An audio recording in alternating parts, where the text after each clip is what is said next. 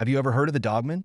A monstrous creature, half man, half wolf, lurking in the deep forests of America, waiting to hunt down those who trespass on its territory. Today, I'll tell you a terrifying story, one that might make you think twice before setting foot in the woods at night. This story is called The Mark of Darkness. It's the tale of someone who was lucky enough to survive, or at least thought they survived, after coming face to face with the Dogman in the forests of Michigan on Halloween night. Prepare yourself, because once the Dogman marks you, it never lets go. Make sure your doors are locked, because this fear, it just might follow you into your dreams. I don't want to remember that night. Every time I think about it, a chill runs down my spine, as if the Dogman is still watching from the shadows, hiding where no one believes it really exists. It was autumn, a few years ago. On Halloween night, I had driven into the Blackwood Forest, hoping to find some peace and quiet. I camped there many times before. It was a beautiful, untouched place. But this time, something felt off from the very beginning. The silence was unsettling. There were no owls hooting or winds rustling through the leaves as usual. Only an eerie stillness, as if the forest was holding its breath, waiting for something to happen. I parked my car at a clearing near the lake. Fog began to rise from the water, creeping toward the edge of the woods like a ghostly curtain. After I finished setting up my tent, I started to hear strange noises, soft rustling sounds, like someone or something stepping through the dry leaves. I pointed my flashlight into the darkness, but saw nothing. It's probably just a deer or a squirrel, I told myself. But then, I found the footprints. They weren't human. They belonged to a massive dog. The toes were long and pressed deep into the ground, much larger than any dog tracks I had ever seen. The trail led straight into the forest, disappearing into the dense shadows. I tried to ignore it, surely. I was just tired, my imagination running wild, right? Then I heard the howl. It wasn't like a wolf's howl. It was long and drawn out, filled with a strange mixture of rage and sorrow. It echoed from somewhere deep in the forest, and though it sounded distant, I knew in my gut that something was very, very wrong. The night's cold sank into my skin, making me shiver.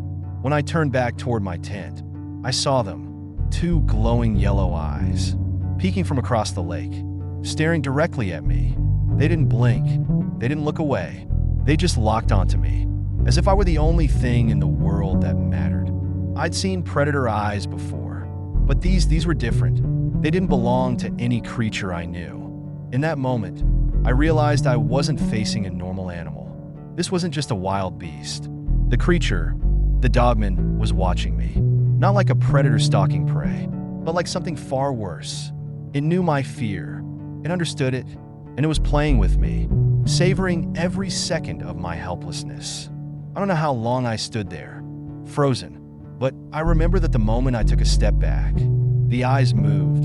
A massive figure leaped effortlessly from the other side of the lake, landing just a few paces from me. My heart stopped. I was no longer in control of my own body. At that moment, I was nothing more than prey. I turned and bolted into the forest.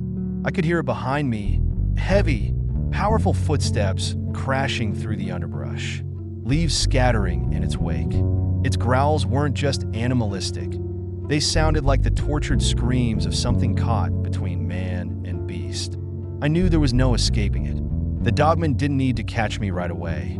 All it had to do was wait for me to stumble, wait for me to wear myself out. As I sprinted into the forest that night, every step I took echoed like a drumbeat in the darkness.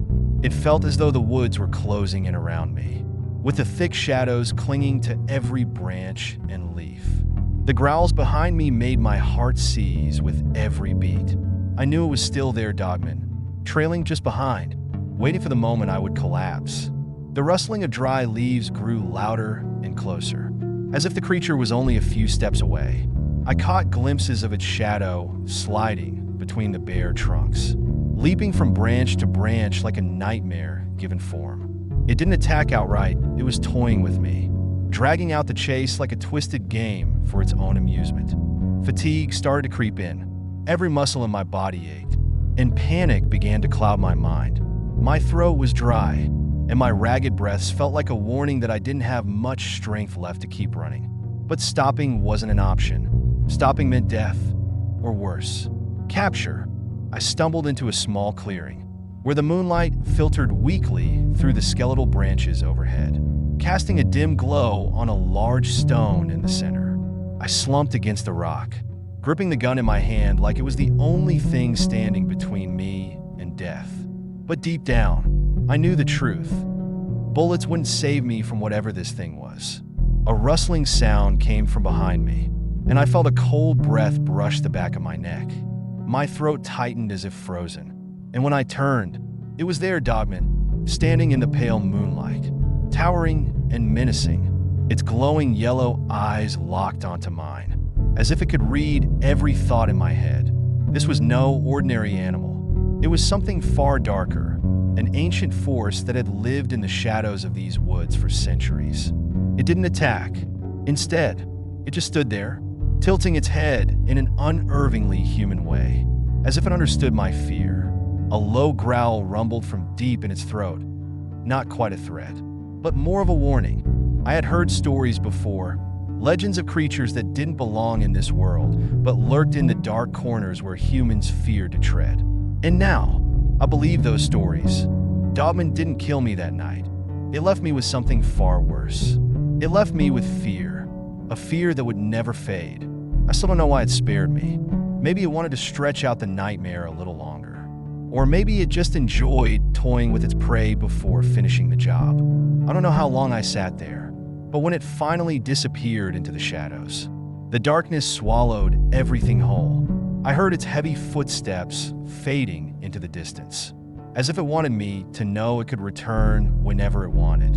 And in that moment, I realized something. The fear of Dogman would never leave me.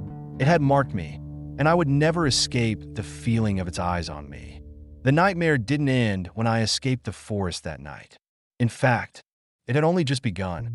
I don't remember how I made it back home. All I know is that I stumbled out of the woods, drenched in sweat, my mind completely blank. The forest breath clung to me, a lingering reminder that Dogman had left its mark on me. It didn't kill me that night, but I knew deep down it would be back. In the days following my return, I began hearing howls at night, sometimes faint, coming from far away, other times so close that it felt like they were right outside my window. Every time I pulled back the curtains, there was nothing there, but I knew it was getting closer. One night, I woke suddenly with the unsettling feeling that I was being watched. When I looked out the window, I saw them, those glowing yellow eyes in the darkness, flickering behind the tree line. My heart seized in my chest. In that moment, I realized Dogman had never truly left. It didn't need to show itself. The fear inside me was enough to sustain it. The nightmares began to take over my nights. In my dreams, I was back in Blackwood Forest, with Dogman waiting for me, a mocking grin stretched across its wolfish face. I ran and ran, until my lungs burned and my legs gave out. But no matter which path I took, every trail led me back to where it stood, waiting, even in my waking hours. The shadow of Dogman followed me. I heard claws scratching against my windows on rainy nights. I saw its silhouette flicker in mirrors. Gone in an instant, I started questioning my sanity. Was I losing my mind? Or was Dogman truly lurking in the shadows, waiting for the right moment to strike? One night, I couldn't take it anymore. I grabbed an old gun and a flashlight, the only weak defense I had against the darkness, and stepped out of my house. I made up my mind to return to the forest and face Dogman one last time. If it wanted the game to end, this was its chance. As I made my way into the woods, thick fog coiled around me, and the crunch of leaves beneath my feet sounded like the heavy breathing of a giant beast. I knew I wasn't alone. Dogman was waiting, as it always had been. In the flickering beam of my flashlight, I saw them again, those glowing yellow eyes, sharp, intelligent, and filled with malice. A low growl rumbled from deep within its throat, as if it knew I'd come back to find it. I don't remember exactly what happened after that. I ran, or at least, I think I did, but deep down, I knew there was no escape. Once Dogman marks you, It follows you forever.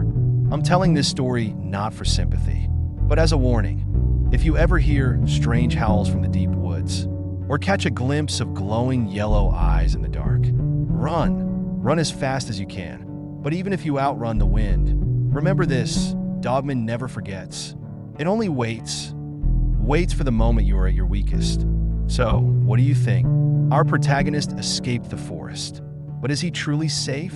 Or is that creature just waiting for the right moment to return? The legends of the Dogman have been passed down for generations. And one thing is certain: once you encounter it, it never forgets you. Thank you for listening to today's story. If you've ever heard strange howls or seen something you couldn't explain, leave a comment below.